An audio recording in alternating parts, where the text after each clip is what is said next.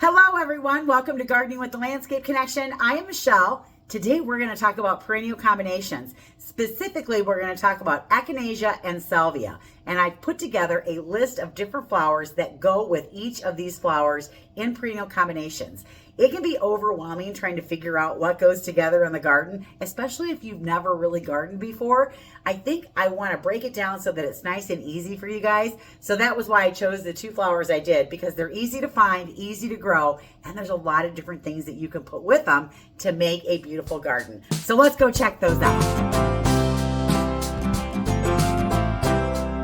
So I hope you guys are inspired by this series that I'm doing today. I've chosen these two flowers, the Echinacea and the Salvia, because they're easy to grow, but also because I wanted to give you a grouping of flowers that bloom in early summer, which will be what we talk about with the Salvia. And then I wanted to give you a mid bloomer, which will be the Echinacea. Now these are full sun plants, and you got to remember, no matter what, you have to still put them in the right place.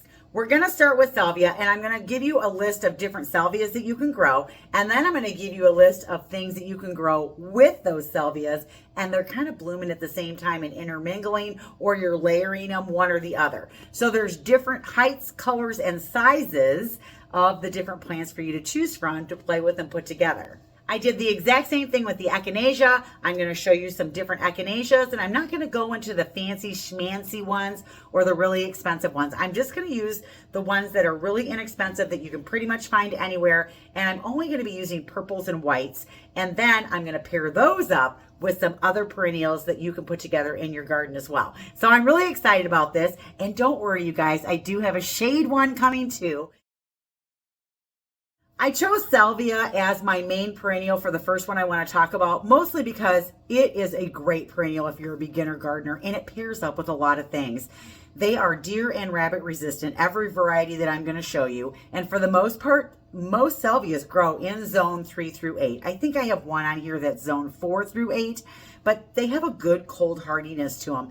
Most of them are salt tolerant, and they have that nice upright spiky flower on it, so you can pair it with a lot of different shapes and a lot of different colors. Salvia also comes in a wide range of colors. It's got a lot of different purples, a lot of different hues of purples. It has whites, it has pinks, lavenders, so there's so many choices. There's even bicolor ones too, but I like the solid color ones the best. So this first one here is the Violet Riot. It's by Proven Winners. Most Salvias are going to go anywhere from 18 inches tall to 24 inches tall in the group that I'm going to show you today. These are ones that I would pick and choose what you want to pair with them, and you can mix and match and do different things. And you can intermingle plants with this, or you can layer these. So if you're going with like 18 inches tall, that's pretty short. That would be more towards the front of the border. If you've got one that's maybe 6 inches taller, like a 24-inch one, then maybe you move that back a little bit and you have something else in front of it. For this video, most of these are in that 18 to 24-inch range, and these are they're gorgeous. I just love these. And so let's take a look at the ones that I chose, and what I recommend you do is pick the one you like, and then pick one of the pairings that I put with it, and then put it together a little design, and then try it in your garden. This next one that I chose is Back to the Fuchsia. Isn't that a cool name? I love that name. It's from Proven Winners, and it is this color. It is absolutely gorgeous. I have these growing in my garden, and I love them. They have these beautiful flowers on them, but even when the flowers are done and they're spent and the petals are all gone, that little stem that comes up, it's called a calyx, it is a dark fuchsia too. So your flowers still look good. So even if you never deadhead this thing, it still looks decent throughout the whole season. Now, pretty much all salvias have to be cut back, or perennial salvias anyways. You need to cut the flowers off of them when they're done to get it to reflush again. Now, you'll never get as many flowers in the second bloom as you do the first one, and it takes about anywhere from 6 to 8 weeks for them to rebloom. Now, some people will tell you to cut them all the way to the ground.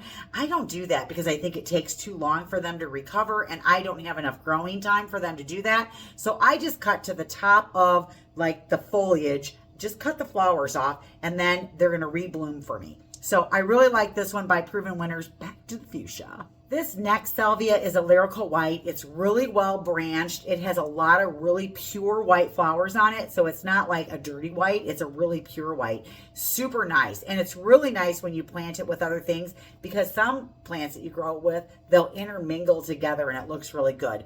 The other thing I find is with the white salvias, they seem to bloom a little bit longer than the purple ones. So I do like it for that. And I like the contrast when you have a white and then you have another color with it because it really shows them off. So even though I like the monochromatic where you do two purples or two pinks, I like that too. I do like it when I have the white with another color as well. And you can pair it with anything, so you gotta love that.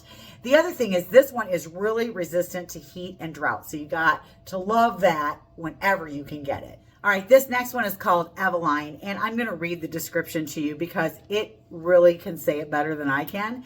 And so what it says is it's an upright, freely branching habit, dense and bushy plant with whorls of two-tone light purple and pink flowers in June, and again all summer if cut back. Doesn't that sound absolutely amazing? And again, this is a little bit taller, 24 inches high, and oh, beautiful color. I just love this one. I only have one of these growing at my house. I am planting some more of the Eveline this year because I think they are fabulous. The next one is called Snow Hill, and it's kind of got a gray, green, silver foliage on it. What I like about this one is it really does have this nice mounding habit. Now, this isn't one that you really grow to get it to kind of grow in between other ones. This is one that I like to grow in layer with, where I've got this one in the front and maybe something else behind it. These bloom a super duper long time. I really like this one just because it's tidy, it's neat, it's reliable, dependable. And I just think that this one is so pretty looking. So this one is Snow Hill. If you can find it, I would recommend it. It's a great perennial. The last salvia on my list is the May Night. I will probably always plant May Night, no matter how many other cultivars come out. I've been planting this thing forever. It was the 1997 Perennial Plant Association's Plant of the Year. It is really hardy, really reliable, has this beautiful dark purple flower on it. The one thing that, some of the new salvias have that this one doesn't is when it's done flowering, it's not as pretty because the calyx isn't as pretty as some of the new ones that are bred by proven winners. But I still love this flower. It is still a pollinator magnet. It's still a deep dark purple. It's reliable. It's hardy. It goes with a lot of things. So these are the salvias that I would recommend you try. I've grown every one of them. I think they're all easy to grow. The one thing with salvia is I have had pretty decent luck in clay soil, but what I had to do when I planted it was I had to backfill it with some compost. But so far, 6 years later, they're all still growing. None of them have croaked because their roots hit the clay after they were growing in the compost. So they have to have good drainage. And so that's why I amended the soil. And when I first planted them, I didn't know if I could get them to take in the clay, but they did. So a lot of growing conditions that these will grow under. But remember, they're full sun. If you try to grow them in part shade, which is less than the 8 hours that they need, they're going to lean and they'll be weak and they'll flop open. So just know that if you try to grow them in the shade, that's what's going to happen. So what do you plant with salvia? My number one pick is yarrow. I love yarrow. Let's take a look at some combinations and then we'll talk about some specific ones that you can choose.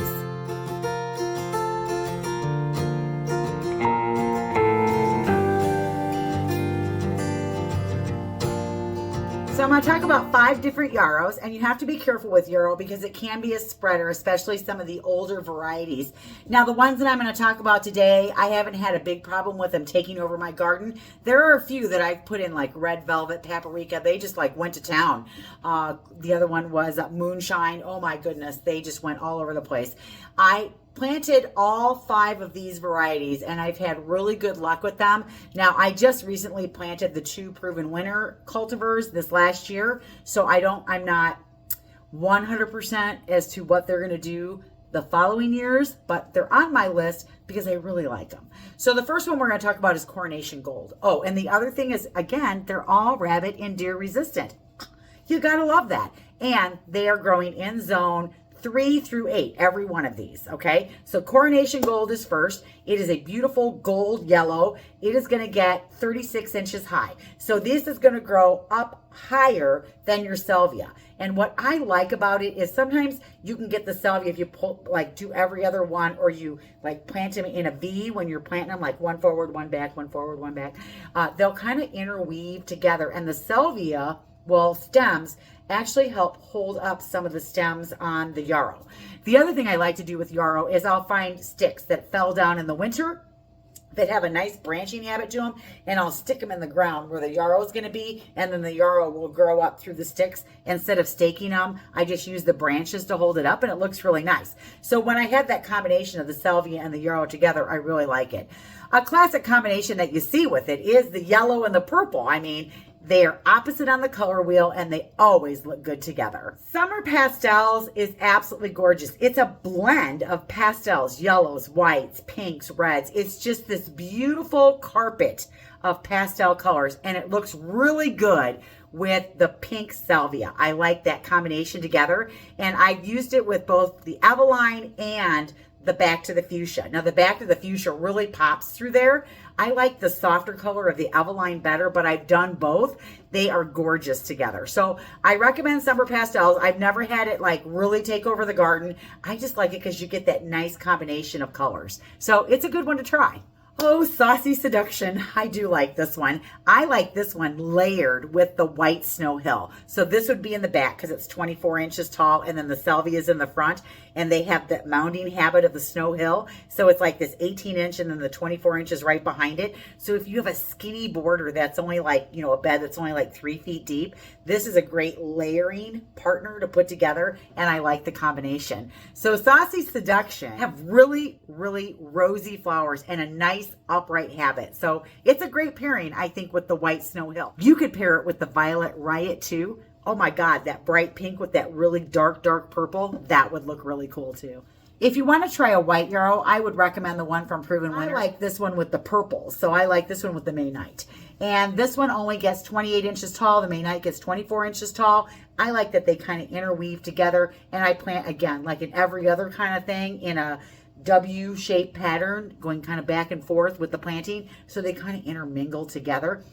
On the spacing, if you want that to happen, you plant them a little bit closer together than the tag would say. Now, we're not talking like right on top of each other. We're talking like if the tag says plant them 18 inches apart, I might plant them 15 inches apart instead, so that they're a little bit closer together so that they'll intermingle. So just try that. So the last yarrow on my list, or Achillea, is the Peach Sky, which is also in the Firefly, I guess, series is what you're going to call it, from Proven Winners. This is a taller one, getting 36 inches tall. And again, it's going to get like 32 inches wide.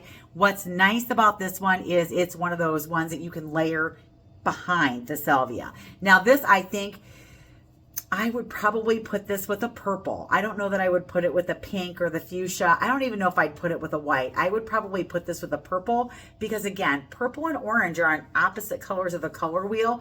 And I would use the May Night because, one, it's taller, and two, it's not as deep a color as the Violet Riot, and the Violet Riot is shorter, and I don't want that big of a distinction between the two. I want it to, you know, to only be about that far apart. So I would try this one with the May Night again. See how much you will use May Night? It is a great perennial.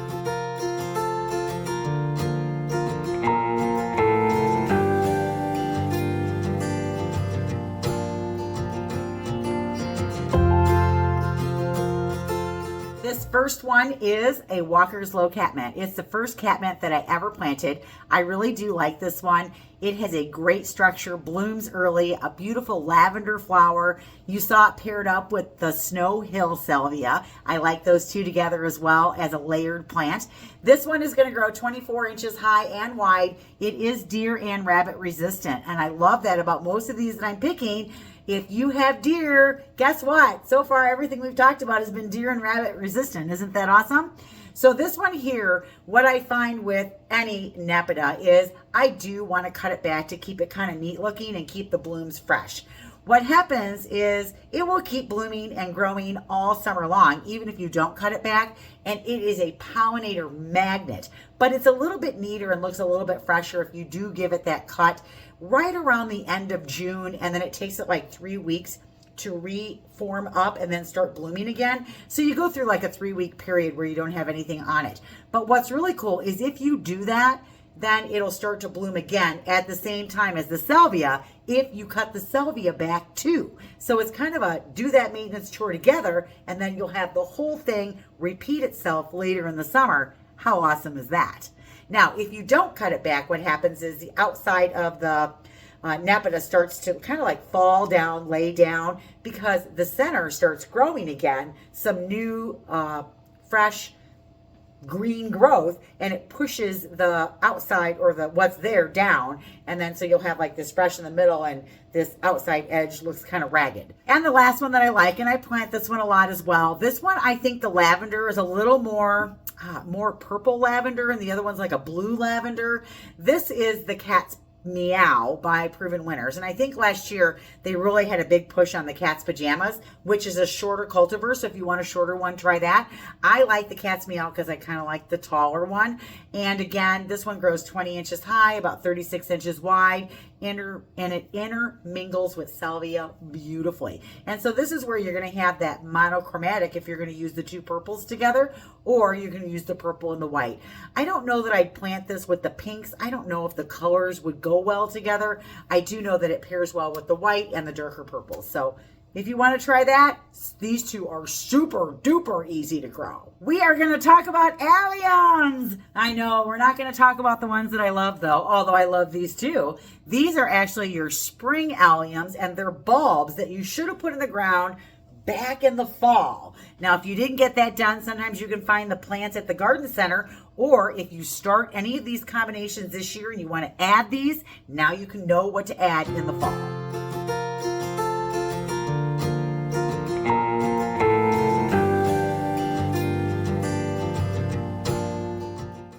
Alliums and salvia look fantastic together. So I have chosen 3 different ones. We'll start with the smallest and then we'll go to the biggest. Now these are spring alliums, and these are the ones that grow anywhere from 3 to 4 feet tall. They are deer and rabbit resistant, and they get those big balls on them. Well, not all of them are that big, because the first one that we're going to grow is Purple Sensation. See, and that's how big the flower gets, about 4 inches. So think about a bunch of these growing up through the salvia. Isn't that cool? So really super nice, huh? Yeah, let's talk about the next one. So these are bulbs that should have been planted in the fall, but you can sometimes find plants of these in the garden center, and you'll see them in the spring. But the next one is Gladiator, and the flower on this one gets about 8 inches across, or about like this. So about as big as my head. So see, there's the 4. You wouldn't think that that 4 inches made that big of a difference, but it does. So you could intermingle the two together. These would be a little shorter, these would be a little taller, and then you'd have the salvia spikes coming up in between, because these don't get very wide. How cool is that? All right, the big daddy of them all is the Globe Master. I had to tape 2 pieces of paper together to make this circle for you. Check out that one. Isn't that huge? It's only 2 inches bigger than the other one. This is a 10-inch flower. See, there's an 8-inch flower. And there's the 4-inch flower. So just think if you had all 3 of these planted together. That would be totally cool. Now, the bigger the allium gets, the more expensive the bulb gets, unfortunately. But they will naturalize, so that's a bonus. And you could do a couple a year, or 4 or 5 a year, and then just keep adding every year as well. So alliums. Let's move on to coneflowers. Coneflowers are going to bloom more in the middle of the summer, and they are absolutely gorgeous and easy to grow. Now, this list is not inclusive, and I am really just talking about what I think are the easiest ones to get your hands on and the easiest ones to grow. I don't know if I'm a beginner, if I would start with really expensive ones. I have actually seen coneflowers or echinaceas that can be anywhere from $20 to $25 for a 1-gallon plant, and I don't know that I would start with that. Start with something that you know you're going to have success with. That way you're motivated and encouraged to keep going. All right, this Echinacea is the Powwow Wildberry. They have a Powwow White too, but I'm just going to talk about the Wildberry. I really like this one. It's got a nice intense purple, and it's got like a shorter needle on it. They do radiate down, and it's got this nice cone that kind of comes up above the flower. That's this really pretty orange yellow. They actually have fragrant blooms on them, and they're really super strong stems, so they hold up well in windstorms. They're multi-branch, so there's a lot of flowers on them, and when the color starts to fade on them, it's not like all at once. It's very graceful. So I like this one. Only gets 2 feet tall, so it's a good one to mix with other things. Echinacea are deer resistant, and I like that about them. This next one is the White Swan. I like the White Swan because it's easy to find, easy to grow, and when you're looking for a pretty white in the garden, this is beautiful. The little cone that comes up off the middle of the flower is really high. It's an orange yellow. The petals radiate down on it. This one is really super pretty. This is an Echinacea purpurea, the Magnus cultivar, but you could just use a straight purpurea as well, just the native cultivar. This one is really reliable, nice, pretty flower. The biggest difference between the Magnus and the purpurea is the purpurea flowers have a tendency to grow down, and the Magnus flowers have a tendency to grow out. And that's the biggest difference. So it's about the look that you're going for on the actual flower. The cone on them looks about the same, that round button with the orange kind of brownish color in the center, and they grow, both of them 36 inches high, so about 3 feet. So they're a taller Echinacea that is really good if you want to blend it with a spiky flower, which we'll talk about. If you're looking for a taller Echinacea, like 40 inches tall, a little over 3 feet, the Ruby Star is really nice. It is more like a purpurea than any other one that I see out there, but it's taller, and so I like that about it. The petals radiate down, a really intense purple color. I like this one too. So if you're looking for one that's even a little bit taller, this might be one to try as well. So there's your choices of Echinacea. Now we're going to move on and have you look at some perennial combinations, and then we'll talk about the flowers that I put with them. The first perennial that I'm going to pair with the cone flowers, Agastache or Anise hyssop. Let's take a look at some combinations with both of these plants, and then we'll look at some cultivars.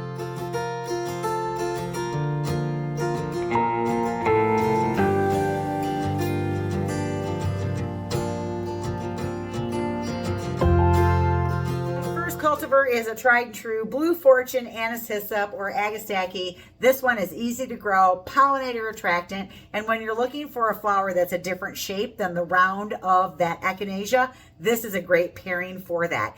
This one has a pretty lavender flower on it, and it gets 36 inches high. So you can do a couple different things. You can interplant it with the Echinacea and have it come up above the Echinacea by planting a shorter one, or you can plant the really tall Echinacea, the Ruby Star, and have that come up just above the top of the hyssop. Now hyssop, once it starts to bloom, it just keeps on blooming. So it might bloom before the Echinacea, and then the Echinacea will come up through it, and the Echinacea will bloom, and they'll be absolutely fabulous together.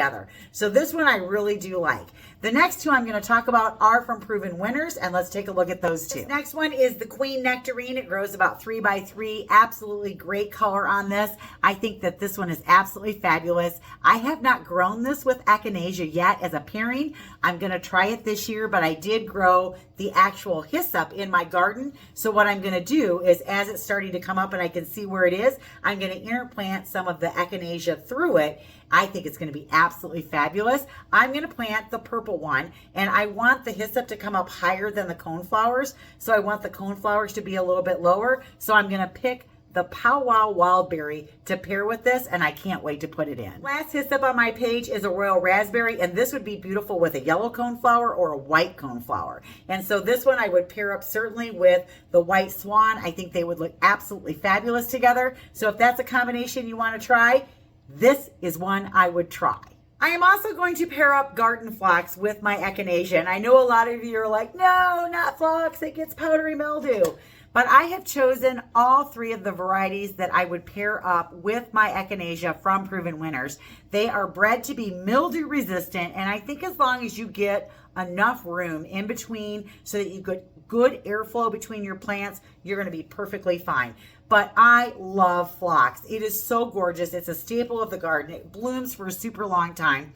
It's probably going to bloom longer than the echinacea do and keep on going, but the two of them together are fabulous. Let's take a look at some pictures that include both of them in the garden.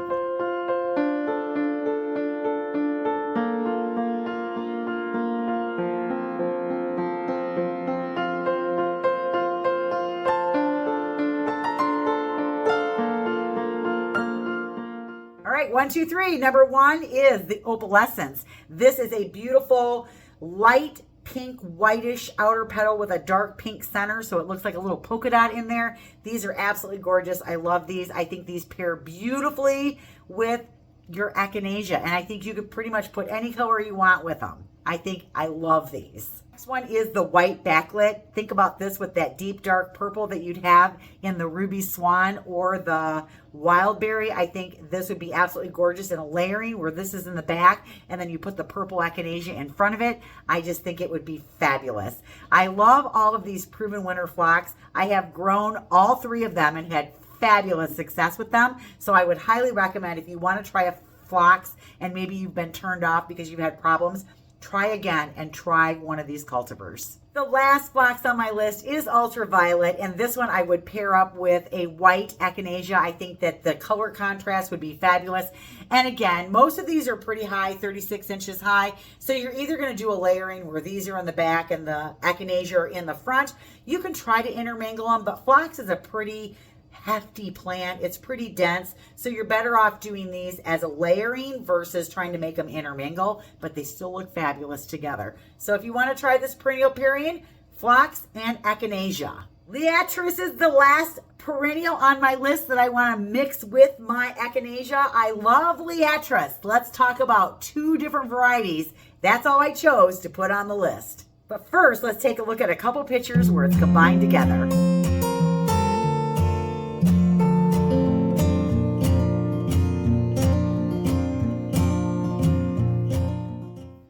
My first Liatris is the spiked Gayfeather blazing star. This is just the native species. It's actually native to the Midwest and the Eastern United States. They grow all over in fields and all over the place. Now, what I find with this particular cultivar is it's really tall. They are a butterfly magnet. As you can see, the monarchs on this picture are all over them.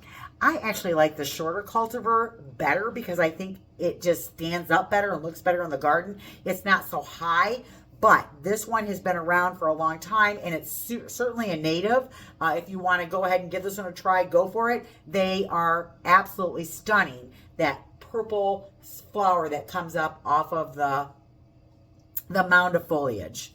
My preferred choice in a Liatris is the Cobalt. I like this one a lot. This is the one that I plant. I have them at my house. I've used them in landscaping for years. I don't see a lot of them out there, but this is such a great plant. Looks great with echinacea. Look at those purple spiky flowers on there. Isn't that great? I just love those. They're so pretty, and they're really compact. They kind of grow together in a nice little clump, so they blend well with the colors of the echinacea when you have the darker purple ones, and this is like a lavender purple. And even the foliage looks different because it kind of is a grassy looking foliage versus that elongated petal that you have on an echinacea. So these two look great together. I love it. Oh my gosh, I want to go garden right now. I can't believe it's only January and I have to wait 3 more months before I can put anything in the ground. Maybe 4. It all depends on when spring breaks this year. Hopefully you found something in this video that spoke to you and that you can take and love and make your own in your garden. I hope it was helpful. I'm going to make more videos like this because I think that people really struggle with figuring out what to put together. And I hope that it's helpful. So if you haven't subscribed and this is your first time here, I'm glad you made it all the way to the end of the video. But please do so, share, leave your comments. And you know what, you guys, if you have suggestions about what you'd like to see videos on, I got a few suggestions at the beginning of the year, and I'm starting to check those off on my list as far as putting those videos together. Leave that down below because I would love to create videos that actually truly help people be better gardeners. So I'm Michelle. Keep on gardening, and we'll see you guys in the next video. Bye, everybody.